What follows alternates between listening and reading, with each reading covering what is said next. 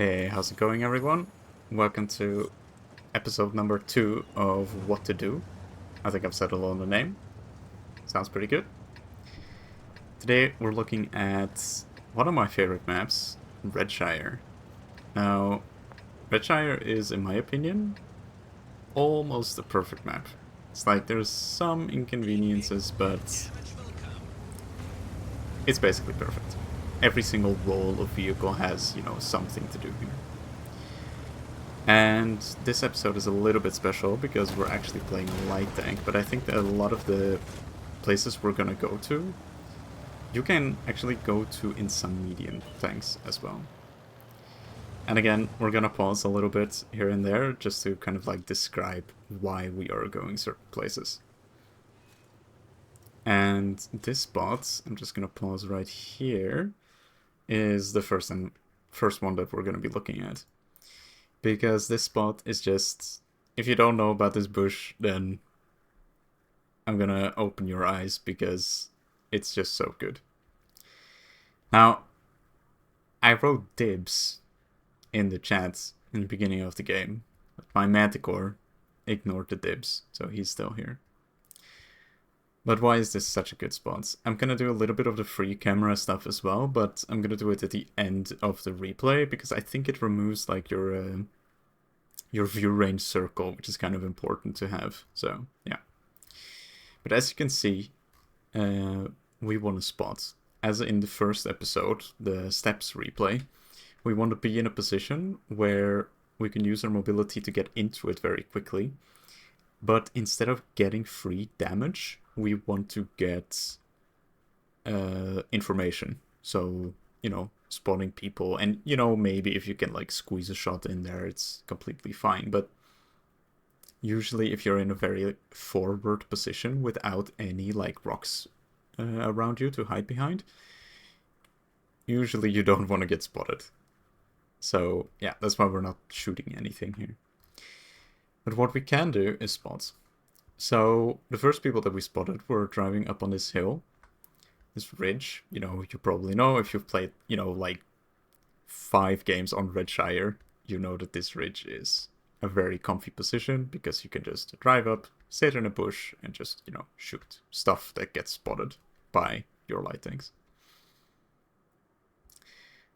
And the second is this crossing into the heavy flank, which is also really nice because it gives your heavy tanks and assault TDs information on what to expect in front of them, right?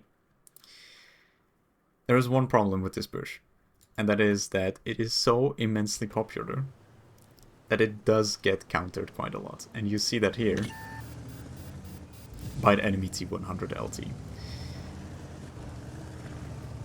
The best thing to do in hindsight is to spot the heavy crossing and then fall back to the lower part of a bush. As you see, my Manticore did not get spotted, I believe, because he was in the lower part of the bush.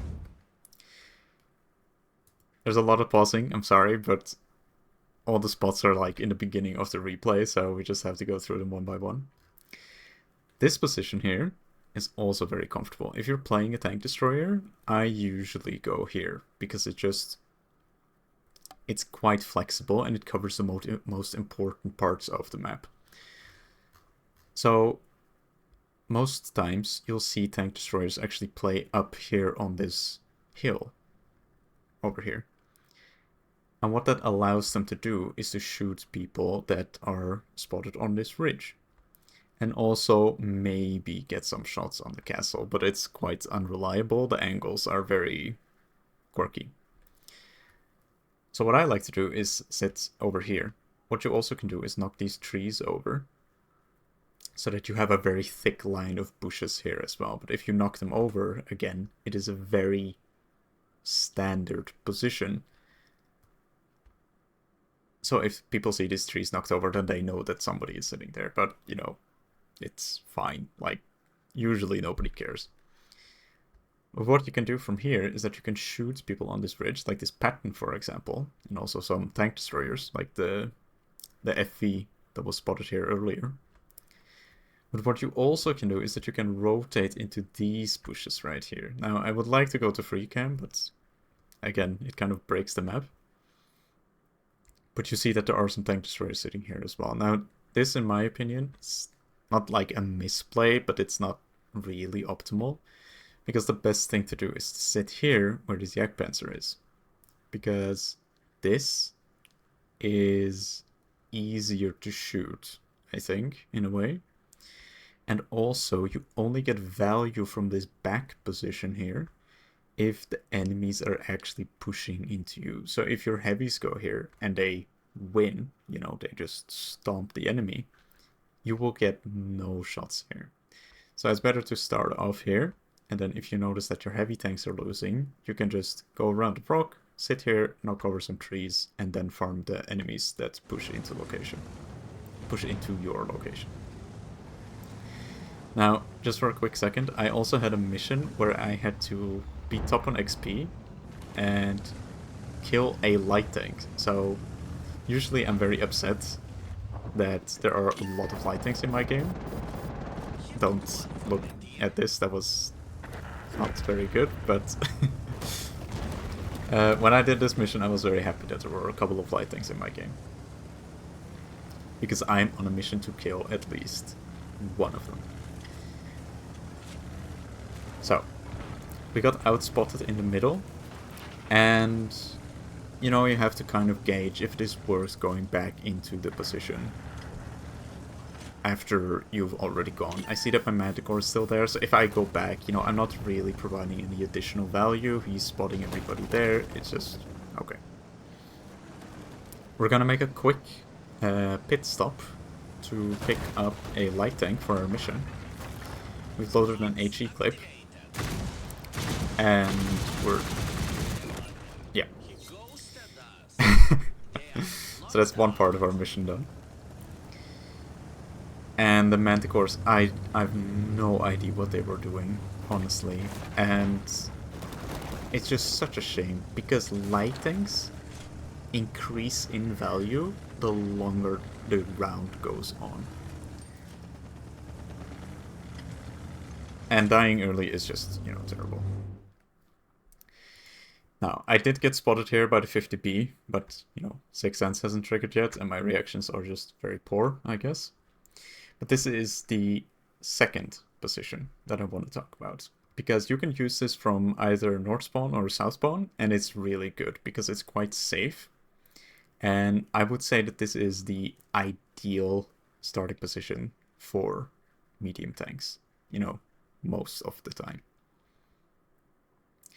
So, this bush on the right side of the tree here, you can sit on the middle here, but I think it's not as good. It's not as safe. This bush is really nice because what it lets you do is that it lets you spot people, again, on this ridge. If they are, you know, behind some cover, maybe you can spot them from this bush line. So if you go around and they're sitting behind the bushes, sometimes you get like a funny spot here. Or if they're sitting behind this rock or something. It's very nice.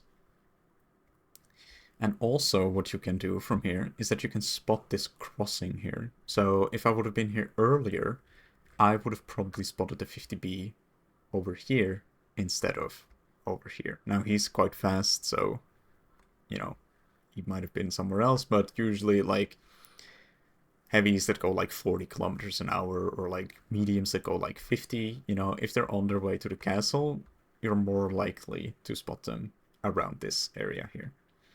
And also any like aggressive pushes or something, you'll be able to like proxy from here or whatever. Now you can do the same thing from the other side, because if you are sitting here from this spawn, you can spot this crossing, where my 268 version 5 is driving currently.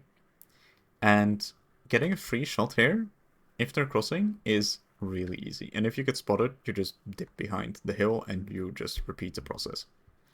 It's really, really nice. The only weakness from this side of the spawn is that you will usually not spot people over here. That's kind of the only drawback here, but yeah, whatever. You can also shoot people on this crossing here, so there's just a lot of opportunities, as I said, and again, it's very, very safe to play, because I got spotted here and I just fall back behind a ridge, and that's it. Now this T100 looked very, very aggressive. So I was kind of like going behind the Redshire even further. And yeah. I was picking the Tessek for this mission because the Tessek is really proficient in killing enemy light tanks with its HE magazine. It's really, really good. Also the AP just does a ton of damage. Now the random event happened here. It doesn't really change that much, except for it removes the bushes that we just talked about. So you have no more bush cover, but you have hard cover instead. Now because I'm a very cheeky light tank and I love HE clipping people with this tank, it's very cheeky. The reason this is so cheeky, and again, just to elaborate a little bit here, is that there are two sides to this ridge. You have the inside, which is on here, the castle side, and you have the outside, which is facing towards, you know, the heavy flank, the tank destroyer, stuff like that. Now, the outside is a very good spot to play, except for one thing. If there are tanks from the heavy tank side that go and sit in these bushes right here, they have really easy shots on you. The only reason I played on this side currently is because I had my Manticore here, and he was kind of spotting people around this area. So I was thinking, you know, a quick clip can't hurt, right? And again, if you play the other side, then you have to think about people here on the one line instead, right? And the same, again, just for the other side. Now this second ditch here is quite aggressive because the 50B, people from castle side, have quite easy shots on you. You see that I try to outspot him here. I do. I see that he's running away. Try to clip him maybe here a little bit. Which after the Tessek buffs, the Tessek is way better at clipping people in like short-ish bursts. Or at a little bit of range between you and your target, it's way easier. And also at picking up targets on low HP. Again, my T100 just drives into a shit barn. I get clipped by the 50B. A little bit scared, also surprised that I didn't spot him. And it's just me and my Manticore left. You'll see that my Manticore is kind of going ham, and he's spotting a lot of, you know, stuff, people in the backline. Also keep your eye on the positioning of this 50B, because it does become quite important later. Now, once again, my Manticore is just driving through the river, which is not a position you should be in. I was gonna say most of the time, but you should just never be there. It's just terrible. And I'm still kind of playing in the back line, because as I said in the beginning, or earlier, is that the value of light tanks increases the longer the game goes on, because of your camo and mobility. Now again, pause it just for a short second. Now this Manticore did a pretty efficient spotting run, if his objective was to, you know, spot people. But what happens when you spot people is that, yeah, sure, you can see them, but your allies can't. Like, we have a lot of people that are just, you know, not in this area. It's me, and I'm in a Tessek. I basically can't snipe. And we have a Patton who's, you know, playing... You know, he can shoot some of this, maybe, but it's one Patton. Like, yeah. So when you're doing these kind of like suicide runs at the end of your very short light tank lifespan, most of the time, is that you need to make sure that there are people behind you to actually shoot the things that you spot. I'm just gonna let it run a little bit longer. We know that the TUP is here, we know where Artie is, we know where the Death Star is, and I'm quite comfortable just sitting in the open here, because you know, the Tessek isn't very stealthy, but it is still a light tank, right? Like, we still have decent camo. Now, the 50B gets spotted in the corner, and I just wanted to highlight this because this is a really nice position from the other spawn. Now, you usually go here if you have been playing this ridgeline or castle. And the reason why you go here is because you want to defend. Again, talked about this last episode, defending areas is so much easier than attacking, right? Because if I were to want to kind of like break this position apart with, just brute force, I would have to drive across this just open no man's land, right? Like my pattern is full HP, but if he were to drive across here, he would get shot at by the 50B, he would get RT'd, maybe the Death Star overpeaks him, and it would just not be really good, right? So attacking into this is just not an option. But what I can do, because I have camo and view range, now we're running full CVS optics setup here, is that we can outspot people. I was kind of nervous of getting spotted there, but I thought that picking up the last medium tank, who can maybe outspot me. Here, I knocked over a tree like an idiot, and I actually get blind fired by the 50B. Really well played to him. I sent him a message afterwards, telling him that I was so scared for him to hit me and just finish me off, because,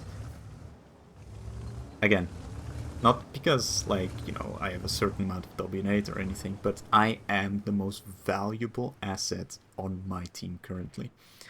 And just imagine if the enemy team had, a Manticore or a T100 still alive, and if they would be sitting, maybe they knock over a tree and they're just sitting in the middle of the field or maybe behind this rock or something, I would not be able to shoot the TVP. I would basically be dead. I would have to be a lot more careful, right? But since every other light tank is dead, it's just so good for me, because I'm not gonna get outspotted.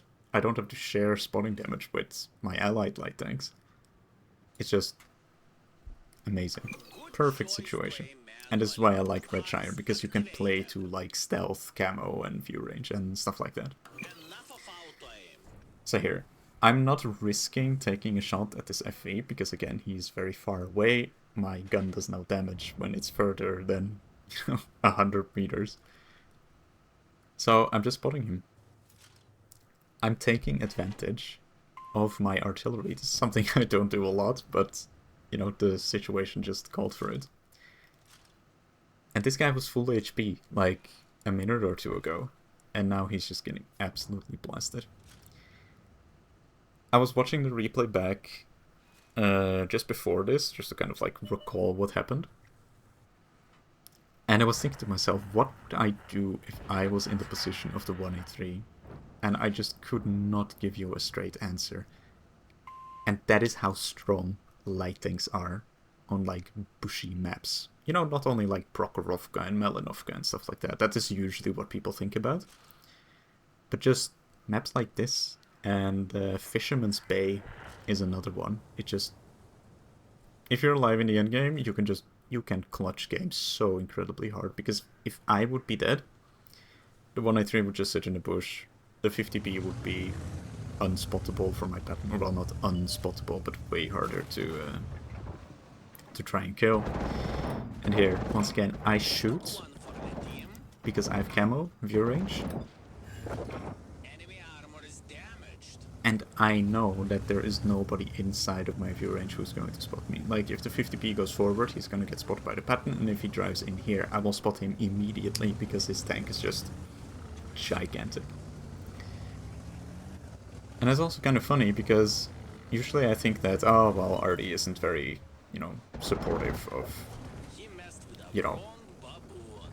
active gameplay and, stuff like that. But it was really interesting actually just spotting the Death Star and just letting my artillery just melt him. It only took like 40, no wait, a little bit more than 40 seconds, like a minute and a half, kind of.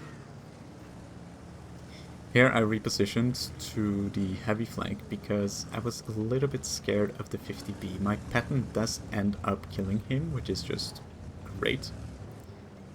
But I think that my team kind of needed my support because the Yak Panzer and Foch, they're not very flexible vehicles, but so I thought that maybe I can like flank around or something. But yeah, again, we're not going to be able to cover the entire map, only the places that we kind of play around here. But I think that we covered the most important spots, at least from the north spawn this time. There are some really cheeky plays you can make from south spawn as well, but you know, we're going to have to cover those another time. My pattern picks up the 50B, my Foch picks up the Bliskavitsa, who was peeking here, and as I said, this position isn't really useful if you're winning this flank, but because we're losing, and because people are pushing through this area here, the Foch does have shots on people there. There isn't a lot more to this replay, the game is basically over, even if all my teammates were to die at this moment in time. I'm still pretty sure that I could win this by myself, even on just, you know, 87 hit points, because of view range. And I know, again, I know that I'm playing a light tank, but I think everything here you could have done in like a semi-stealthy medium tank as well. We clipped the E3, we're super happy. Spoiler alert, we were top in XP by like 300 points, so that was really good.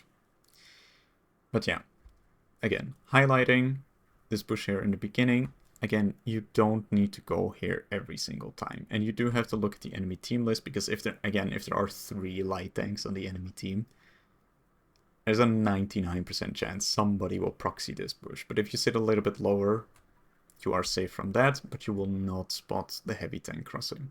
And again, if you have 2 arty, it might just be like 500-600 assistance that you're missing right there.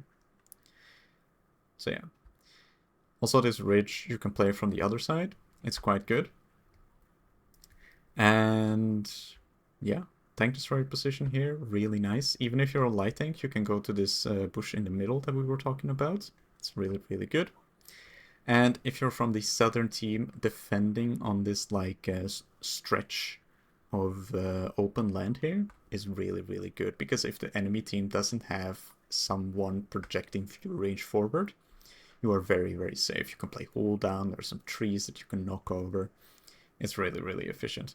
This team also has positions like that, but it's mainly only these rocks and trees, and I just don't feel like they're that good.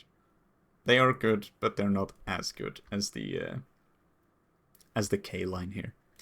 So yeah, well played to my team, well played to the 50B as well. He played a really good game, even though he didn't do like tons of damage. I still liked the positional choices that he made. But yeah, I hope you liked this episode.